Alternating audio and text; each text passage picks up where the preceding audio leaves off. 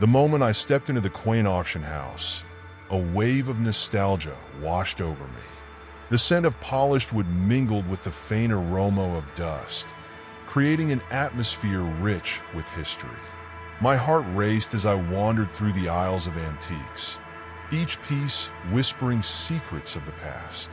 I was an antique enthusiast, fueled by an insatiable curiosity for the stories behind each object. The soft murmur of conversations and the clinking of paddles filled the air, but I was drawn to a particular corner where an elderly woman stood with a captivating dollhouse. Mrs. Hawthorne, as I later learned, had a presence that commanded attention. Her silver hair was tied back in a neat bun, and her hands were weathered, suggesting a life spent surrounded by treasures. "Ladies and gentlemen," she announced, her voice steady despite her age, "I present to you this exquisite dollhouse, over a century old. But heed my warning, its past is not for the faint of heart." A hush fell over the crowd as she continued, her eyes glinting with a mix of pride and caution. "This dollhouse was once owned by a family that suffered a tragic loss. It is said that strange occurrences surround it, especially regarding the dolls inside." I felt a shiver run down my spine, but my intrigue overpowered my apprehension. The dollhouse was a masterpiece, its intricate details mesmerizing. Tiny shutters adorned the windows, and the paint, though chipped in places, still held a charm that pulled at my heartstrings. I could already envision it nestled in my living room, a centerpiece that would ignite conversations. What's a little mystery without a touch of adventure? I whispered to myself, dismissing Mrs. Hawthorne's warnings as mere tales meant to deter the superstitious. As the bidding began, I found my hand shooting up almost involuntarily. $50, I called out, my voice steady despite the adrenaline coursing through me. I could see the interest flickering in the eyes of other bidders, but I was undeterred. $75, I shouted again, determined to make it mine. The atmosphere crackled with tension as Mrs. Hawthorne raised her brow, seemingly surprised by my fervor. $85, came a voice from the back, a rival bidder who clearly had his sights set on the prize. $100, I countered, my heart pounding in my chest. As the numbers climbed, I could feel the exhilaration taking hold. Each increase fueled my desire to possess the dollhouse, to uncover its secrets. $125, Mrs. Hawthorne's gavel finally fell, and I was the victor. A triumphant smile spread across my face as I collected my prize, completely oblivious to the shadows that lurked in its history. That evening, as I carefully unloaded the dollhouse into my living room, I couldn't shake the feeling of excitement mingled with unease. I placed it on the mantel, the flickering candlelight casting dancing shadows over its delicate frame. It was a sight to behold, but a part of me felt as if I were inviting something into my home. "Just a dollhouse, Lisa," I reassured myself, dismissing the nagging voice in the back of my mind. "It's just a beautiful piece of art."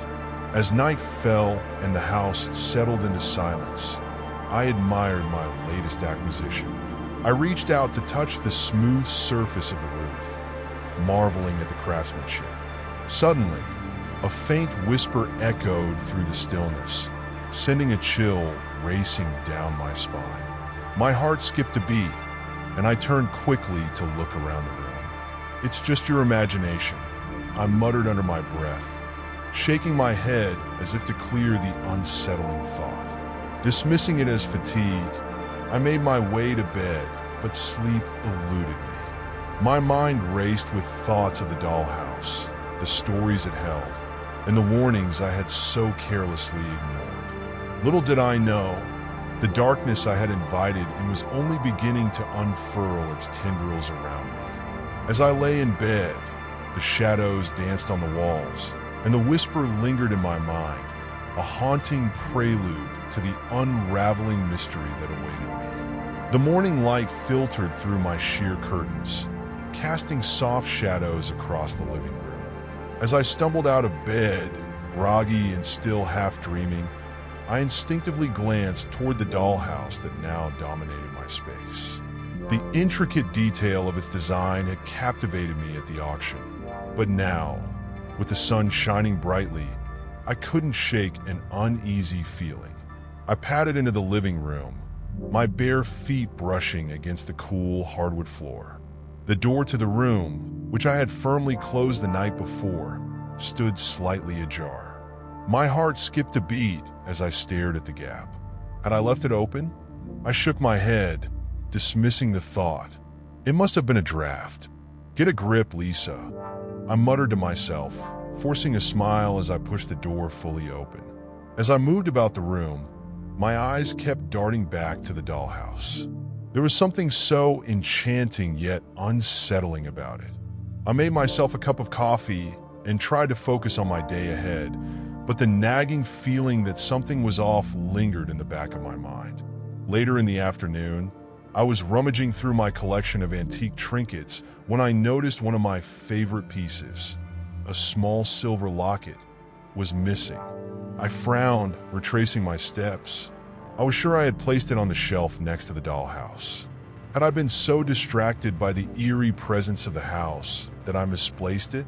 Frustrated, I searched every corner of the room, my heart racing as I realized I might have lost it for good. Just as I was about to give up, my gaze fell upon the dollhouse.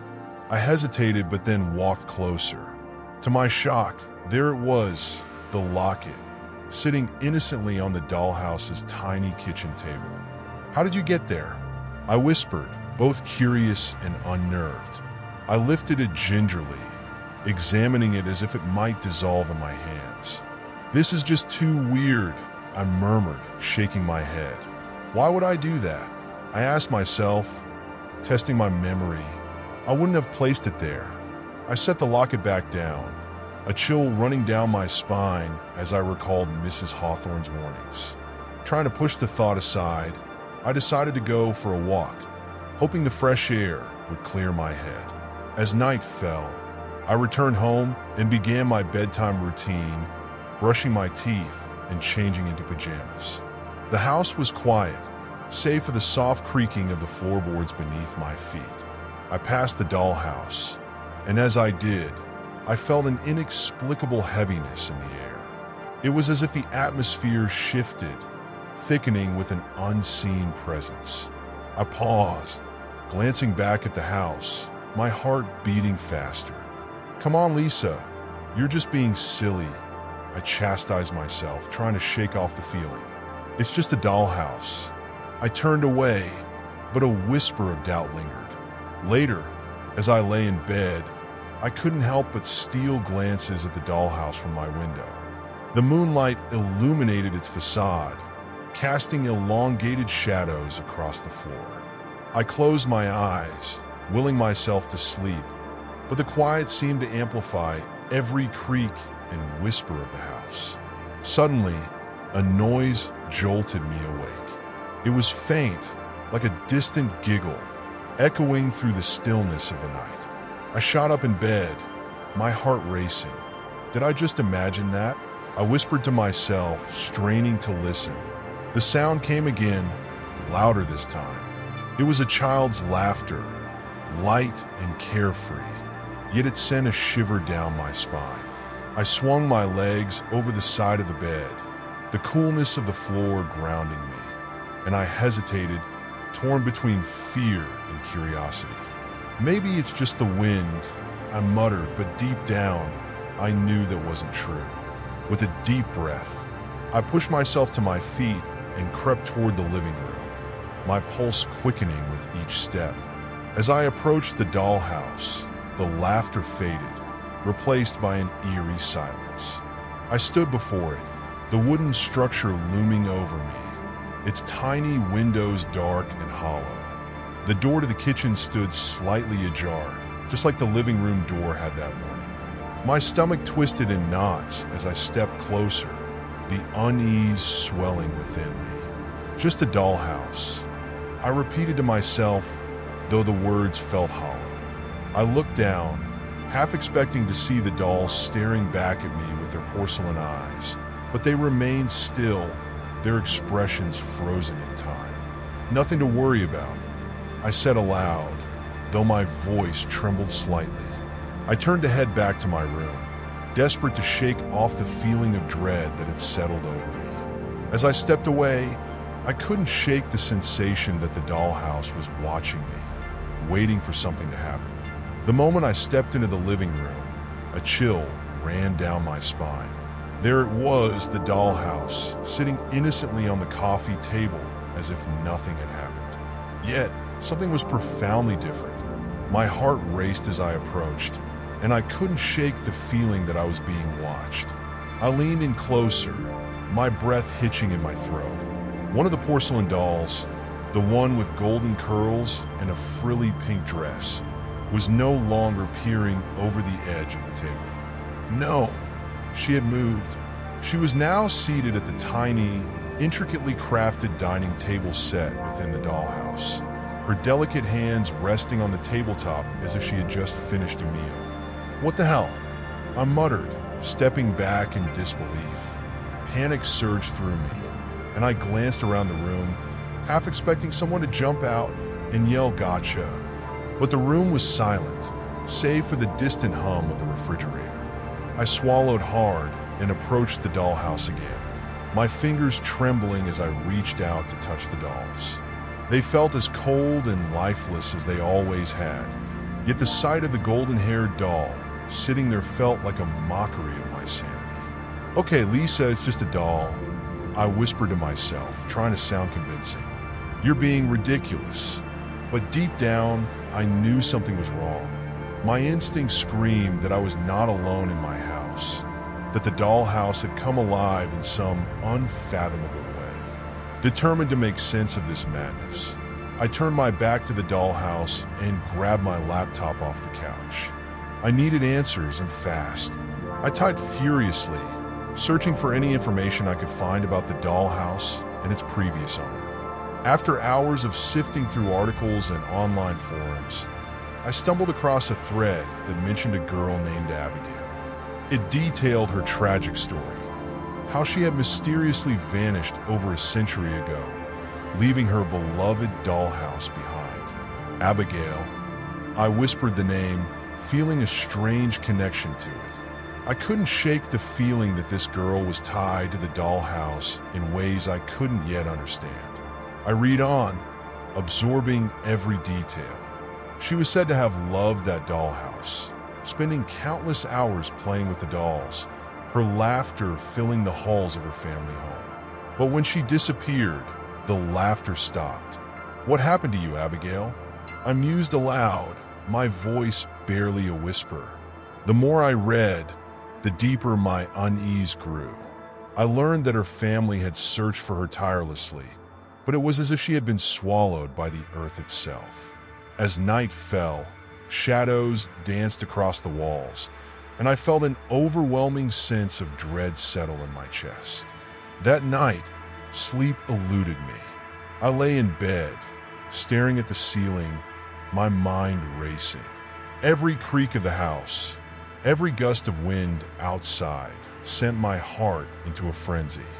I finally dozed off, but was jolted awake by the sound of laughter, a soft, childlike giggle that echoed through the darkness. "Is someone there?" I called out, my voice trembling. No response.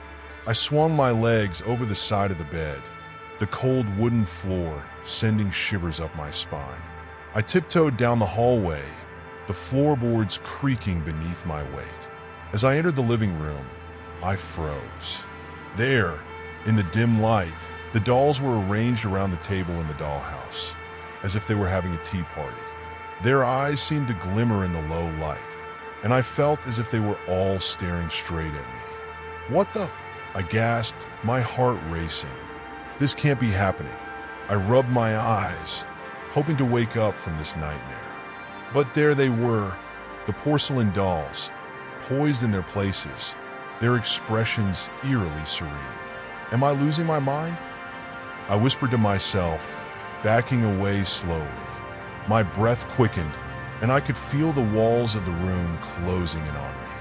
I wanted to scream, to run, but my feet felt glued to the floor. Suddenly, I remembered Abigail. The laughter, the dolls, the connection. Was she trying to communicate with me? The thought terrified me, but it also ignited a spark of determination within me. I needed to uncover the truth behind this haunted dollhouse and the ghost of Abigail. With renewed resolve, I approached the dollhouse, my heart hammering in my chest.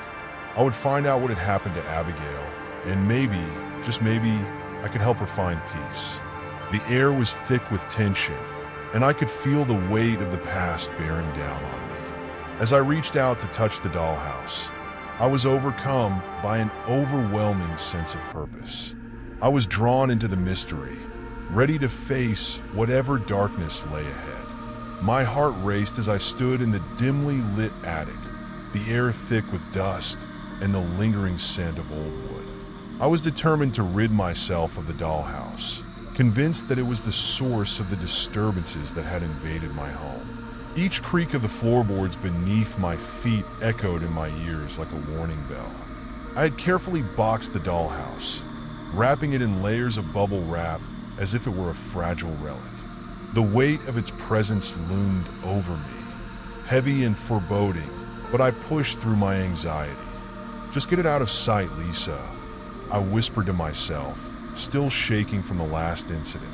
The memory of the porcelain dolls' shifting positions haunted me, their lifeless eyes now seeming all too alive, watching my every move. I sealed the box tightly, locked the attic door behind me, and took a deep breath, hoping the distance would grant me peace. But that peace was short-lived. I barely closed my eyes that night before I was jolted awake by a soft, persistent whispering. It was a sound that crawled under my skin, insistent and haunting.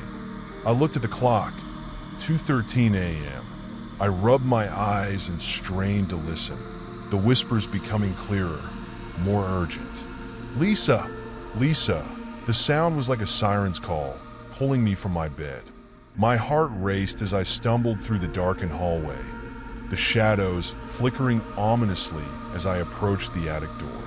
I gripped the doorknob, hesitating for a moment. What if the whispers were just my imagination? What if I was losing my mind? No, I couldn't ignore it. I turned the knob and pushed the door open. The attic was silent, the only sound my own breathing. I took a cautious step inside, scanning the dim light for any signs of movement. The box stood in the corner, untouched, yet I felt an overwhelming sense that something was terribly wrong. I approached the box, my heart hammering in my chest. I reached for the lid, and as I lifted it, my breath caught in my throat. The box was empty. "What the hell?" I gasped, stepping back in disbelief. The realization hit me like a punch to the gut. I had been so sure that sealing it away would end the torment. But here I was, staring at an empty box, and dread washed over me. The dolls had returned. I bolted down the stairs, my pulse quickening as I reached the living room. I flipped on the light, and the sight before me made my blood run cold. The porcelain dolls, each one perfectly crafted and eerily lifelike, stood in a neat line at the edge of the dollhouse. Their expressions were frozen in place, but I could swear they were poised as if preparing to step out, to join me in this world. It was as if they were waiting for my permission to come to life, and the thought sent chills down my spine. "Get back!" I shouted, my voice shaky. "You can't," but my words faded into silence as I realized I was talking to inanimate objects. I stumbled backward, my mind racing. Had I truly lost my grip on reality? I blinked, trying to convince myself that what I saw was merely a trick of the light, a product of my frayed nerves. Maybe if I just close my eyes, I thought desperately, maybe it'll all go away. But when I opened them again, they hadn't moved an inch. They remained there, eerily still, their eyes seemingly fixed on me. I could feel their gaze boring into my soul, a mixture of curiosity and something darker lurking beneath their porcelain surface. "Okay, Lisa, think," I murmured to myself, pacing the room. "You need to figure this out. You need to get away from this madness." As I racked my brain, images of Abigail flashed before me, her tragic story intertwining with my own growing fears. The way her life had become bound to that dollhouse, the mystery of her disappearance, it was all too much. I felt trapped, as if I were standing on the precipice of a dark abyss. And the only way forward was to confront whatever evil resided within those walls. "Is this what you want?" I asked the dolls, my voice trembling. "Do you want me to join you?" The silence stretched, and for a moment, I thought I heard a faint giggle ripple through the air, chilling my bones. I took a step closer to the dollhouse, drawn in by an invisible thread, an urge I couldn't quite comprehend. My heart thudded in my chest, a mix of curiosity and fear propelling me forward.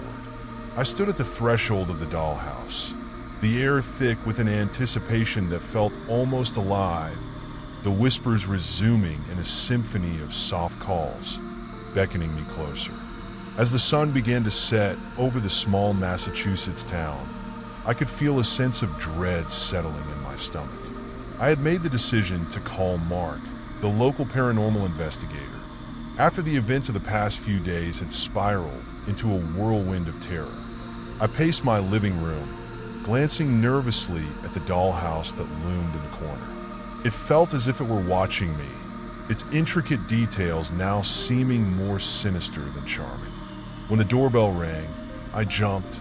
I took a deep breath and opened the door to find Mark standing there, his expression a mix of curiosity and concern. He was tall, with tousled brown hair and an air of confidence that I desperately needed at that moment. "Lisa," he said, his voice steady, "I'm here to help. Thank you for coming," I replied, stepping aside to let him in. As he crossed the threshold, I felt a chill in the air, and I couldn't help but shiver. I didn't know who else to turn to. Things have been odd since I brought the dollhouse home. Mark walked over to the dollhouse, examining it closely. "I've heard rumors about this piece. It has quite the history," he said, his brow furrowing. "What kind of strange occurrences have you experienced?" I swallowed hard, trying to gather my thoughts. At first, it was just small things. A door left ajar, a missing trinket that reappeared on the dollhouse's kitchen table. But it escalated. I paused, a lump forming in my throat. Last night, I found the dolls arranged like they were having a tea party, and I swear, their eyes were watching me. Mark nodded, his expression serious. "It sounds like the energy around this dollhouse is strong. We need to conduct a session and see what we can uncover." I led him to the living room, where I had set up a few candles and my old recorder. I felt a flicker of hope that maybe, just maybe, this would give me some answers. "What do we do?" I asked, my voice trembling slightly. "We'll start by grounding ourselves," he instructed, taking a seat in front of the dollhouse. "We need to invite any spirits present to communicate with us. I'll use this recorder to capture any sounds. If there's a presence here, we'll know." As he began to chant softly, I felt a heaviness in the room, as if the air itself had thickened. I glanced at the dollhouse, and my heart raced. It was then that I noticed something peculiar. The dolls seemed to shift slightly, their porcelain faces turning ever so slightly toward us. "Did you see that?" I gasped, my voice barely above a whisper. Mark nodded, his concentration unwavering. "Stay calm, Lisa. Let's focus." Suddenly, a loud crash echoed from the shelves, causing both of us to jump. A small decorative plate flew off and shattered on the floor. My heart raced, panic coursing through my veins. "What was that?" I exclaimed, my eyes wide with fear. "I think we're making contact," Mark said, his voice steady despite the chaos. "I can feel a strong presence. It's as if the dollhouse is trying to tell us something." As the session continued, objects around the room began to shift and rattle.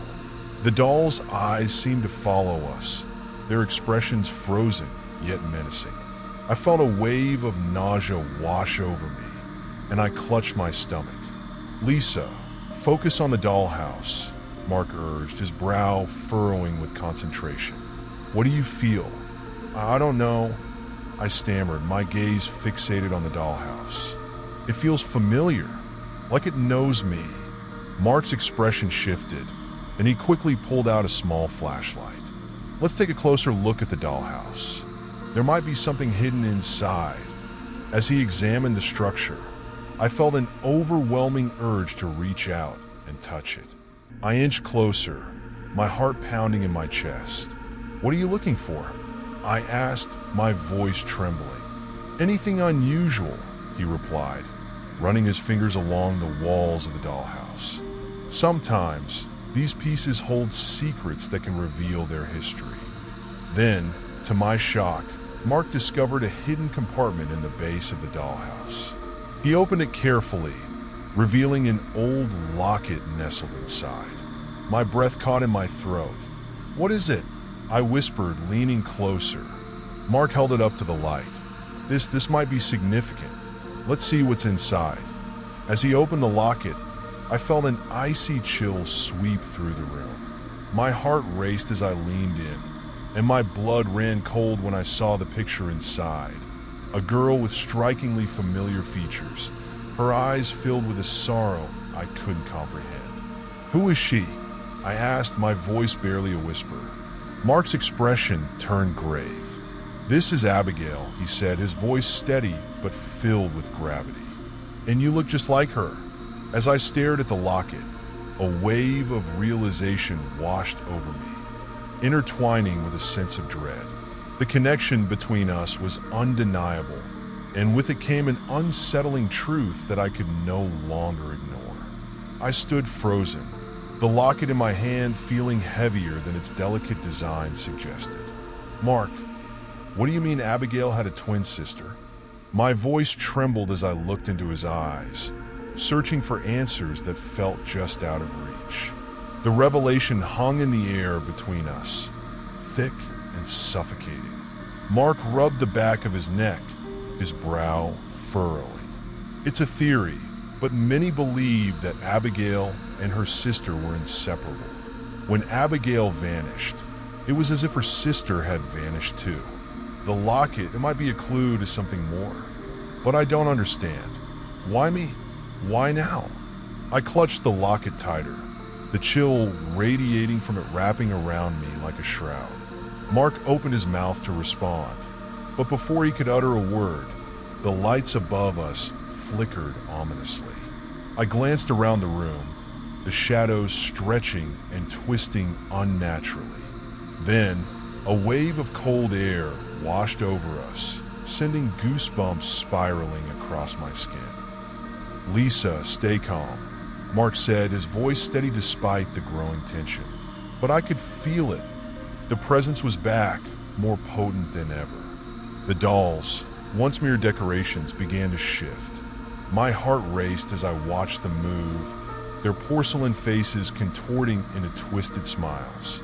They formed a circle around me, their glassy eyes glinting with a sinister light. "Mark!" I gasped, stepping back instinctively, but the dolls had me trapped. "Stay still," he ordered, his voice rising above the chaos. I felt like a moth drawn to a flame, unable to break free from the pull of the dollhouse. It beckoned to me, its dark allure wrapping around my senses. I felt warmth emanating from it, a strange comfort that contrasted sharply with the fear coursing through my veins. "Abigail," a soft voice whispered, echoing around me. It was delicate, like a breeze rustling through the leaves, but with an urgency that was impossible to ignore. "Lisa!" The sound sent a shiver down my spine. I couldn't tell if it was a warning or a plea. "Lisa, listen to me!" Mark's voice cut through the haze as I continued to step closer to the dollhouse. The air thickened, and I could almost see a figure behind the glass panes of the dollhouse. A girl with long, dark hair and eyes that sparkled with mischief and sorrow. "You need to fight this." But as I approached, the world around me faded. I was drawn into the dollhouse, the miniature rooms growing larger, as if I were shrinking. The dolls stood still, eyes fixed on me, their smiles stretching wider, revealing rows of pointed teeth. A sudden rush of memories flooded my mind. Laughter, a hand in mine, running through a field of wildflowers. A girl, so familiar yet distant. Abigail. I breathed, realization dawning. The connection was more profound than I had ever imagined. I was not just a spectator in this haunting. I was part of it. "Abigail needs you," Mark shouted, but his voice felt muted, as if I were submerged underwater. As I crossed the threshold into the dollhouse, the walls pulsed with life, and the dolls began to chant softly, their voices blending into an eerie melody. "Come play with us, Lisa, forever." I stood at the center of the circle, a surge of energy coursing through me, filling the void I hadn't realized was there. The locket began to glow, its warmth spreading through my fingers, and I understood then I was the key. I could either unlock the door to Abigail's freedom or seal both our fates in this cursed dollhouse. "Please," I whispered, my voice shaking. "What do you want from me?" The dolls paused, their eyes narrowing, and the room fell silent except for the sound of my heartbeat echoing in my ears. I could feel Abigail's spirit hovering, waiting, yearning for release. The connection was undeniable, a bond forged in tragedy and loss. As I stood there, the weight of the choice pressed down on me. I had to decide, would I embrace the darkness of the past or illuminate the path forward? In that moment, I felt the pull of the dollhouse stronger than ever, and I knew that either way, my life would never be the same.